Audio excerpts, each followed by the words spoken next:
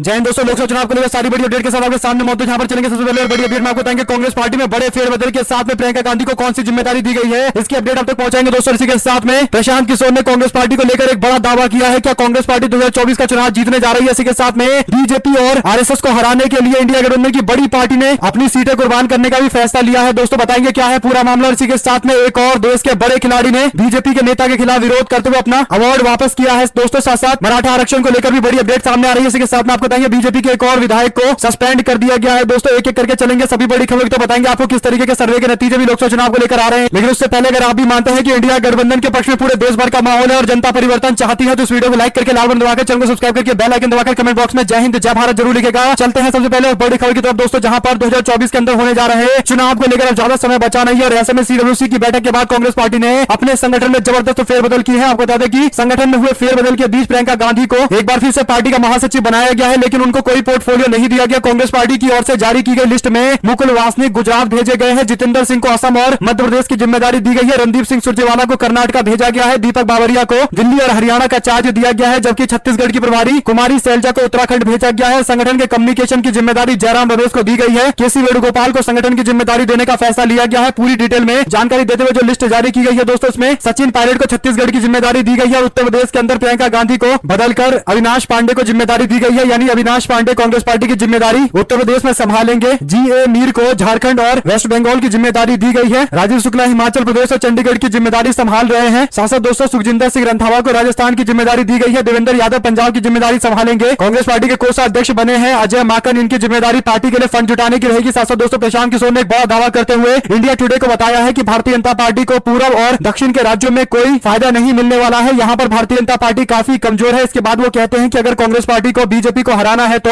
जितनी सीटों पर कांग्रेस और बीजेपी का मुकाबला खासकर उत्तर भारत और महाराष्ट्र के अंदर हो रहा है, उनमें से अगर 1/3 सीट अगर कांग्रेस पार्टी चुनाव में जीत जाए तो बीजेपी को चुनाव हराया जा सकता है। लोकसभा के चुनाव के बाद देश के अंदर नई सरकार बन सकती है। मात्र 30% सीटों पर डायरेक्ट फाइट में कांग्रेस पार्टी को जीतना है, क्योंकि देश में सरकार बनाने के लिए बीजेपी के पास केवल उत्तर भारत वो राज्य है जहां से बीजेपी मैक्सिमम सीटें जीतने का प्रयास करेगी। और अगर बीजेपी ऐसा करने में सफल हो जाती है तो उसकी केंद्र में सरकार बन जाएगी। लेकिन उत्तर भारत और पश्चिम यानी गुजरात और राजस्थान और महाराष्ट्र से अगर बीजेपी का सुपड़ा साफ होता है या 1/3 सीटें भी घट जाती है तो भारतीय जनता पार्टी दक्षिण और पूर्व कहीं से भी इसे रिकवर नहीं कर पाएगी, क्योंकि पूर्वोत्तर के राज्य में बीजेपी विरोध में लहर चल रही है। मणिपुर के हिंसा के बाद पूरे पूर्वोत्तर के मैक्सिमम राज्यों के अंदर भारतीय जनता पार्टी का सुपड़ा साफ होता दिखाई दे रहा है। दोस्तों दक्षिण के अंदर भी तमिलनाडु, केरल और आंध्र प्रदेश के अंदर भारतीय जनता पार्टी का कोई प्रेजेंस नहीं है। बाकी कर्नाटक और तेलंगाना की बात करें तो तेलंगाना में कांग्रेस पार्टी की जीत के साथ ही अब मैक्सिमम सीटें कांग्रेस पार्टी को लोकसभा चुनाव में मिलने वाली है, क्योंकि बीआरएस और बीजेपी का कोई गठबंधन नहीं है और हो भी नहीं सकता। तो तेलंगाना में कांग्रेस पार्टी का एडवांटेज है। कर्नाटक में भारतीय जनता पार्टी और कांग्रेस पार्टी का सीधा मुकाबला है, जहां पहले ही बीजेपी के पास काफी ज्यादा सीटें हैं जो अब घटने ही वाली है। तो बीजेपी इस बार के आंकड़े को रिटेन नहीं कर पाएगी, क्योंकि पूर्वोत्तर और दक्षिण में तो भाजपा का प्रभाव खत्म हो चुका है। उत्तर भारत में ही बीजेपी को सारी की सारी सीटें फिर से जीतनी पड़ेगी। अगर आप भी प्रशांत किशोर की इस राय से समर्थन करते हैं तो कमेंट बॉक्स में अपनी राय जरूर लिखकर बताएगा। दोस्तों साथ कांग्रेस पार्टी की ओर से 2024 के चुनाव को लेकर मैनिफेस्टो तैयार करने के लिए नेताओं को जिम्मेदारी दी गई है। पार्टी ने मैनिफेस्टो की कमेटी बनाई है। इसमें पी चिदम्बरम को चेयरमैन बनाया गया है, जबकि छत्तीसगढ़ के डिप्टी सीएम रहे टीएस सिंहदेव को कन्वीनियर बनाया गया है और सिद्धरमैया यानी कर्नाटक के मुख्यमंत्री को इसमें शामिल किया गया है। प्रियंका गांधी, आनंद शर्मा, जयराम रमेश, शशि थरूर, गौरव गोगोई, प्रवीण चक्रवर्ती के साथ साथ इमरान प्रतापगढ़ी, के राजू, ओमकार सिंह मार्कम और रंजीत रंजन, जिग्नेश मेवाड़ी, गुरदीप सापाल को जिम्मेदारी दी गई है। सभी लोगों को इसमें ऐड करके कोशिश की गई है कि एक ऐसी मैनिफेस्टो कमेटी बनाई जाए जिसमें सारे समाज के नेता मौजूद रहे और बड़े बड़े लोगों को जिम्मेदारी दी गई है। सिद्धरमैया ने मिल रही जिम्मेदारी को लेकर कहा कि खड़गे जी का मैं बहुत शुक्रिया अदा करना चाहूंगा कि यह जिम्मेदारी उन्होंने दी है। हम ऐसा मैनिफेस्टो तैयार करेंगे जो सीधा जनता के मुद्दों से जुड़ा रहेगा। भारतीय जनता पार्टी को हराने के लिए अपनी सीटें देने को तैयार हो गया है वाम दल। दरअसल दोस्तों बिहार के अंदर गठबंधन में सीट बंटवारे को लेकर आपस में कोई दिक्कतें सामने नहीं आएगी। इसके पीछे बड़ा कारण यह है कि मार्क्सवादी कम्युनिस्ट पार्टी ने राज्य के अंदर ऐलान कर दिया है कि अगर इंडिया गठबंधन में सीटों के बंटवारे में उनको अपना सीटों का त्याग करना पड़े तो भी वो करने को तैयार है। यानी मार्क्सवादी कम्युनिस्ट पार्टी और सारे लेफ्ट पार्टियों को मिला ले तो कम से कम 3 से 4 सीटों पर इनकी दावेदारी बनती है। लेकिन मार्क्सवादी कम्युनिस्ट पार्टी के सचिव ललन चौधरी ने ऐलान कर दिया है कि वो अपनी सीटों को कुर्बान करने के लिए तैयार है, लेकिन गठबंधन बनना चाहिए इंडिया गठबंधन। यानी कहा जा सकता है कि अब बिहार में सीट बंटवारे को लेकर ज्यादा दिक्कतें सामने नहीं आएगी। दोस्तों साथ साथ ब्रजभूषण शरण सिंह यानी बीजेपी के सांसद के एक सहयोगी को WFI का अध्यक्ष बनाया गया। इसके बाद से लगातार पहलवान विरोध कर रहे हैं। अपना पद्मश्री का पुरस्कार भी लौटाने के लिए प्रधानमंत्री के घर पर पहुंचने की कोशिश कर रहे थे, लेकिन रास्ते में ही रोक दिया गया। और अब एक और बड़ी खबर आ रही है, जहां पर भारत के कई सारे बड़े कुश्ती के सितारों में से एक वीरेंद्र सिंह ने भी ऐलान किया है कि वो अपना पद्मश्री का पुरस्कार सरकार को वापस करेंगे। ब्रजभूषण शरण सिंह के सहयोगी के अध्यक्ष चुने जाने को लेकर दरअसल दोस्तों उन्होंने 3 बार गोल्ड जीता है, 2 ब्रॉन्ज मेडल जीते हैं। उन्होंने ओलंपिक के अंदर भी जबरदस्त परफॉर्मेंस किया है और मेडल जीत कर आए हैं। अब Bharatiya Janata party IT cell के लोग मिलकर उन्हें कांग्रेस पार्टी का समर्थक बताने की कोशिश करेंगे, लेकिन सवाल सबसे बड़ा यही है कि जितने भी लोग भारतीय जनता पार्टी के सांसद और उसके सहयोगी के खिलाफ सवाल खड़ा कर रहे हैं, उनकी बातें सुनी नहीं जा रही। दोस्तों मीडिया में भी जिस तरीके का फुटेज मिलना चाहिए वैसा नहीं मिल रहा है, यहाँ तक कि उल्टा पहलवानों के खिलाफ ही न्यूज चलाए जा रहे हैं और कहा जा रहा है कि वो अपना पुरस्कार क्यों लौटा रहे हैं, उनको सरकार से मिली धनराशि भी लौटानी चाहिए, अपनी सैलरी भी वापस कर देनी चाहिए। यानी दोस्तों उल्टा पहलवानों को ही दोषी बताने के प्रयास किए जा रहे हैं। कई सारे न्यूज शो भी चलाए जा रहे हैं। साथ साथ 20 जनवरी तक मराठा आरक्षण को लेकर अगर कोई फैसला नहीं लिया गया तो मुंबई तक पैदल यात्रा करूंगा, मनोज जरांगे की ओर से यह जानकारी दी गई है। दरअसल दोस्तों मनोज जरांगे है जो मराठा आरक्षण को लेकर जिम्मेदारी संभाले हुए लगातार विरोध कर रहे हैं और मराठा आरक्षण की मांग कर रहे हैं। भारतीय जनता पार्टी सरकार जबरदस्त दबाव में है, इसके बावजूद मराठा आरक्षण लागू करने की हिम्मत नहीं जुटा पा रहे हैं। जो भी अपडेट आगे आएगी आप लगातार पहुंचाते रहेंगे। साथ साथ साक्षी मलिक बोली, कहा मैंने कुश्ती छोड़ दी है पर कल रात से परेशान हुए जूनियर महिला पहलवान क्या करे जो मुझे फोन करके बता रही है कि दीदी इस 28 तारीख से जूनियर नेशनल होने वाला है और वो नई कुश्ती फेडरेशन ने नंदनी नगर गोंडा में करवाने का फैसला लिया है। गोंडा ब्रजभूषण का इलाका है। अब आप सोचिए कि जूनियर महिला पहलवान किस माहौल में कुश्ती लड़ने के लिए वहां जाएंगी। इस देश में नंदनी नगर के अलावा कहीं भी नेशनल करवाने की जगह नहीं है। क्या समझ नहीं आ रहा कि क्या करूं। यानी दोस्तों वाजिब चिंताएं हैं, लेकिन इस पर बीजेपी के नेता और खासकर सरकार के लोग ध्यान नहीं दे रहे हैं, जो बहुत ही दुर्भाग्यपूर्ण है। साथ आपको बता दें कि रेप मामले में सजा मिलने के बाद बीजेपी के विधायक राम दुलार की विधायकी खत्म हो गई है। बीजेपी एमएलए राम दुलार को विधायकी से सस्पेंड कर दिया गया है। नाबालिग से रेप मामले को लेकर सजा सुनाई गई थी। साथ साथ रेसलिंग फेडरेशन ऑफ इंडिया के चुनाव के बाद अब अपने ही संगठन में आपस में फूट देखने को मिल रही है। दोस्तों WFI ने एक फैसला लिया, जूनियर राष्ट्रीय चैंपियनशिप की तारीख घोषित कर दी गई, लेकिन इसके लिए महासचिव से नहीं पूछा तो WFI के महासचिव भड़क गए, प्रेमचंद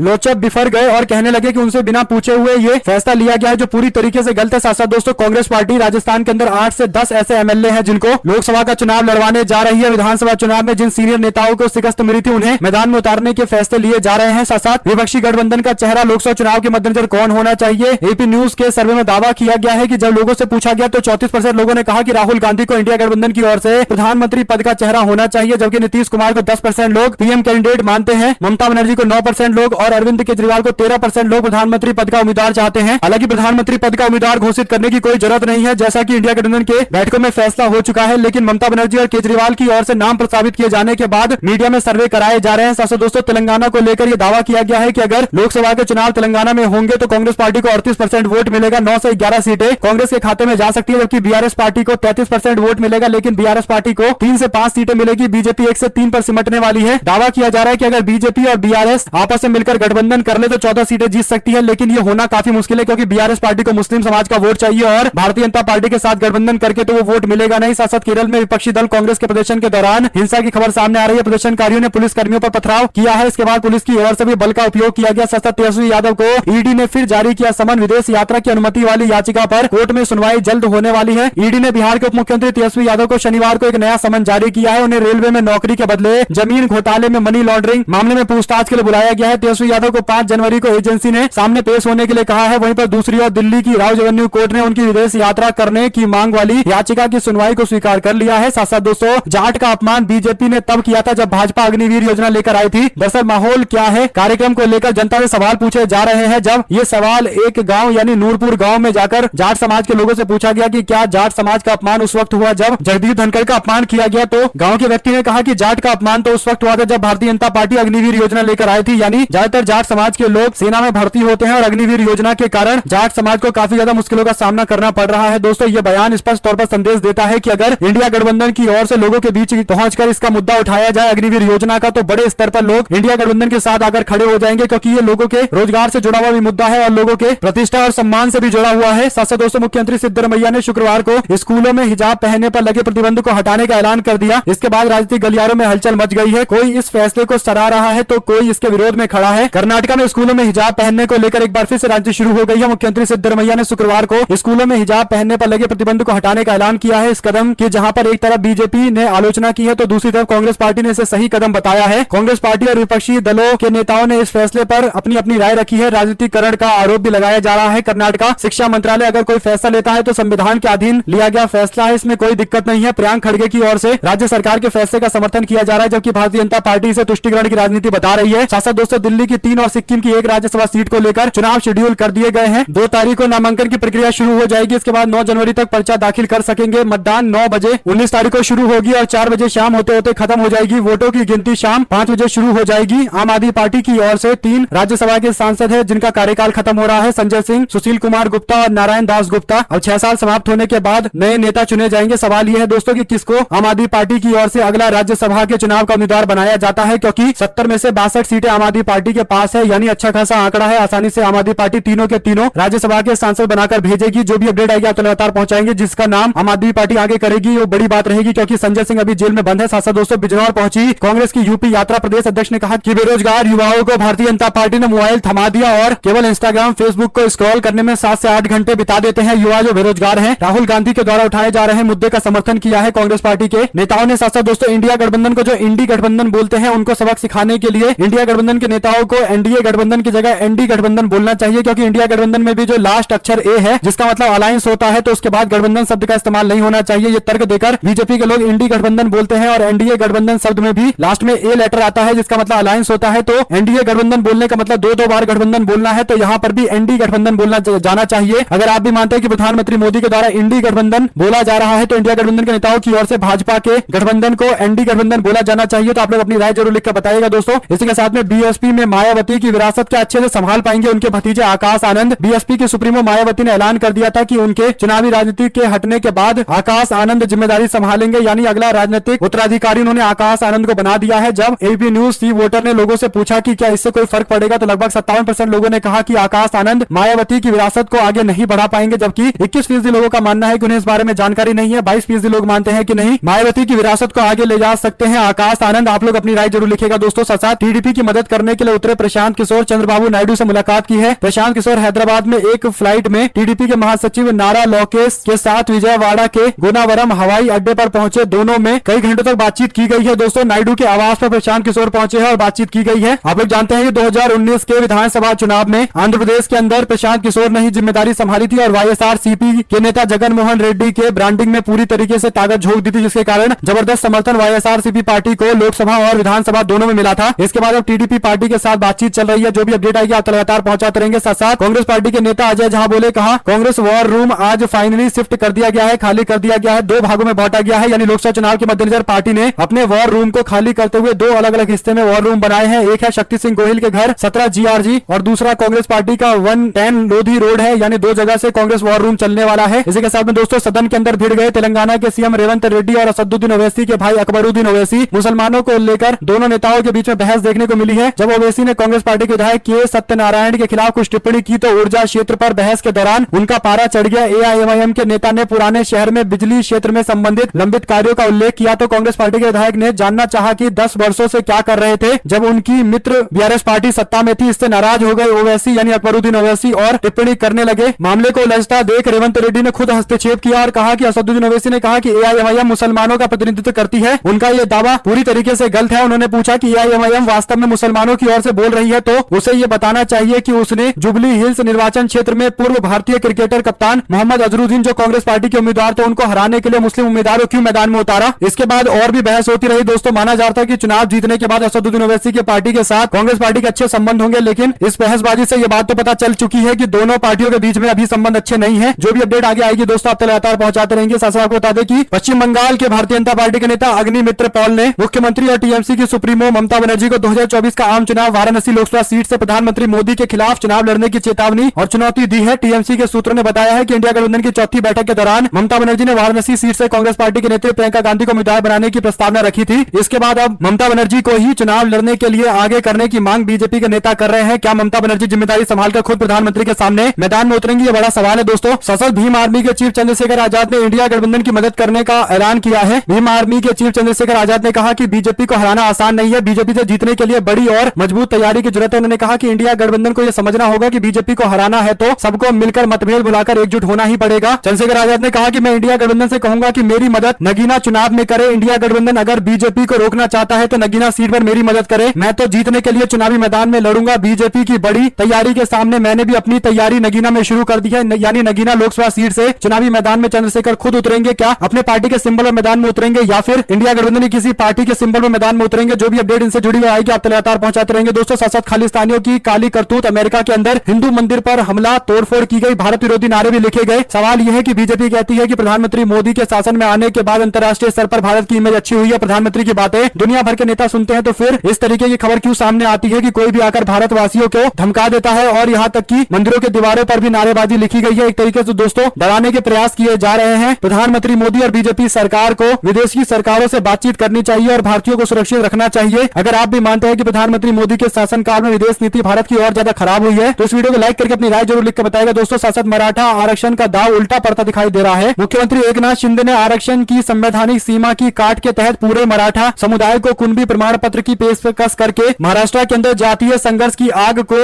और ज्यादा बढ़ा दिया है। कुणबी किसानों का एक अनूठा समुदाय है जो पिछड़ा वर्ग यानी ओबीसी के अंदर आता है और जब मराठा आरक्षण की मांग की जा रही है तो अब कुणबी सर्टिफिकेट देकर मराठा समाज के लोगों को भी ओबीसी आरक्षण में ही इंक्लूड करने का प्रयास किया जा रहा है, जिसके कारण ओबीसी समाज में नाराजगी देखने को मिल रही है दोस्तों। और यही बड़ा कारण है कि अब भारतीय जनता पार्टी और शिंदे सरकार बुरी तरीके से फंस गई है। अगर आप भी मानते हैं कि कहीं ना कहीं मराठा आरक्षण 2024 के लोकसभा चुनाव में एक बड़ा मुद्दा होगा और विपक्ष को अपनी पूरी रणनीति के तहत मैदान में उतरना चाहिए तो अपनी राय जरूर लिखकर बताएगा। साथ साथ दोस्तों 22 दिसंबर को राजधानी दिल्ली के अंदर संयुक्त किसान मोर्चा राष्ट्रीय समन्वय समिति की आम सभा में 2 दिवसीय बैठक संपन्न हुई है। बैठक में संयुक्त किसान मोर्चा ने अपनी सभी मांगों को लेकर एक कार्य योजना की घोषणा की है। जनवरी 2024 में पंजाब में अखिल भारतीय किसान सम्मेलन बुलाने का निर्णय लिया गया है। किसान संगठनों की प्रमुख मांगों में सभी फसलों की खरीद के लिए C2+50% की दर से MSP की कानूनी गारंटी, ऋण माफी के जरिए किसानों के कर्ज मुक्ति, केंद्रीय गृह राज्य मंत्री अजय मिश्रा टेनी के बर्खास्तगी और उनके खिलाफ मुकदमा चलाने, साथ साथ बिजली के निजीकरण को रोकने की मांग का प्रस्ताव पारित किया गया है। SKM ने अपने बयान में कहा कि राष्ट्रीय सम्मेलन में कॉर्पोरेट राज के तहत गंभीर कृषि संकट को दूर करने के लिए वैकल्पिक किसान नीति, किसान संघर्ष को तेज करने और कॉर्पोरेट सामुदायिक गठजोड़ के खिलाफ देश भर में किसानों और श्रमिकों की एकता को मजबूत करने की चर्चा की जाएगी। साक्षी मलिक के प्रति भी किसान मोर्चा की ओर से एकजुटता दिखाई गई है। कुल मिलाकर दोस्तों एक बड़े आंदोलन के संकेत दिए जा रहे हैं। 2024 से पहले अगर कोई बड़ा किसान आंदोलन होता है तो कहीं ना कहीं इससे देश में दूर तक बड़ा मैसेज जाएगा। साथ साथ दिल्ली के मुख्यमंत्री अरविंद केजरीवाल ने गुजरात उच्च न्यायालय के आदेश को चुनौती देने का फैसला लिया है। उन्होंने कहा कि सूचना का अधिकार अधिनियम RTI में प्रधानमंत्री मोदी के शिक्षा प्रमाण पत्र के खुलासे के लिए कोई आदेश शामिल नहीं है। उच्च न्यायालय की एकल न्यायाधीश के आदेश चुनौती को मुख्य न्यायाधीश सुनीता अग्रवाल और न्यायमूर्ति अनिरुद्ध माई की खंडपीठ में 11 जनवरी को सुनवाई के लिए अपील के लिए पोस्ट किया गया है। केजरीवाल की ओर से वरिष्ठ वकील डॉक्टर अभिषेक मनु सिंह भी पेश हुए हैं। 31 मार्च को अपने आदेश में एकल न्यायाधीश न्यायमूर्ति बीरेन वैष्णव ने फैसला सुनाया कि गुजरात विश्वविद्यालय को प्रधानमंत्री की शैक्षिक डिग्री से संबंधित विवरण प्रस्तुत करने की आवश्यकता नहीं है और इसके बाद मुख्यमंत्री अरविंद केजरीवाल 25,000 रुपए का जुर्माना भी लगाया गया था। आदेश को चुनौती अब केजरीवाल ने नए तर्क के साथ दिया है। देखते हैं कोर्ट इस तर्क को स्वीकार करता है या नहीं करता है। दोस्तों, साथ साथ पाकिस्तान में नहीं तोड़ा गया हिंगलाज माता का प्राचीन मंदिर, जमीन विवाद का मामला झूठा दावा बनकर पेश कराया जा रहा है। दरअसल दोस्तों भारतीय जनता पार्टी के केंद्रीय मंत्री हैं गिरिराज सिंह, उनकी ओर से एक वीडियो शेयर करते लिखा गया कि विकास और पुनर्निर्माण के नाम पर पाकिस्तान में यूनेस्को द्वारा सूचीबद्ध हिंगलाज माता मंदिर को तोड़ा जा रहा है। विश्व में तथाकथित धर्मनिरपेक्ष समुदाय ने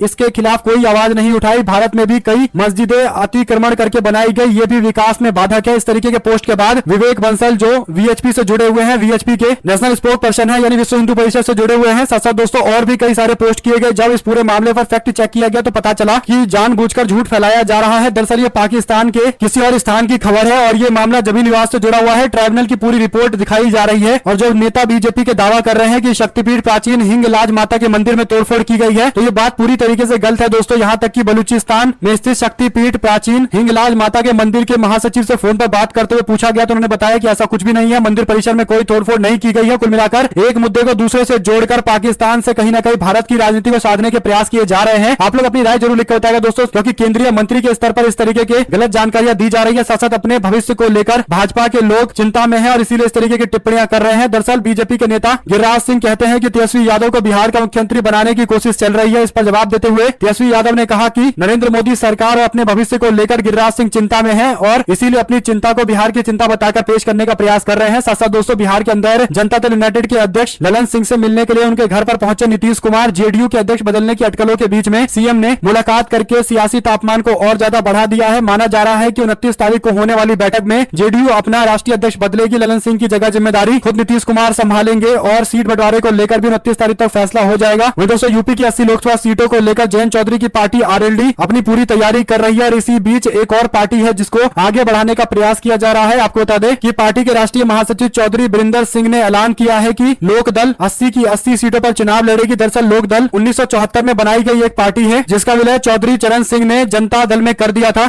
1977 में। इसके बाद 1980 में एक बार फिर से चौधरी चरण सिंह ने लोकदल नाम की पार्टी की स्थापना की। इसका चुनाव चिन्ह हल जोतता हुआ किसान रखा। 1987 के अंदर लोकदल पार्टी के उत्तराधिकारी को लेकर अलीगढ़ के जाट नेता राजेंद्र सिंह और चौधरी चरणजीत सिंह के बेटे अजीत सिंह के बीच में मतभेद हो गया था। चौधरी अजीत सिंह ने अपनी नई पार्टी राष्ट्रीय लोकदल बना ली, जबकि अलीगढ़ के राजेंद्र सिंह लोकदल के राष्ट्रीय अध्यक्ष बन गए। वर्तमान में राजेंद्र सिंह के बेटे सुनील सिंह पार्टी के राष्ट्रीय अध्यक्ष हैं और उनकी पार्टी 80 की 80 लोकसभा सीटों पर चुनावी मैदान में उतरने वाली है। दोस्तों, कुल मिलाकर राष्ट्रीय लोकदल यानी जयंत चौधरी की पार्टी को वीक करने के लिए उनके सामने एक नया विकल्प खड़ा करने का प्रयास किया जा रहा है। हमारे साथ लगातार जुड़े रहने के लिए सभी दोस्तों, भाइयों, बहनों, मित्रों का बहुत बहुत धन्यवाद। दोस्तों, आप लोग देख रहे थे आप लोगों का अपना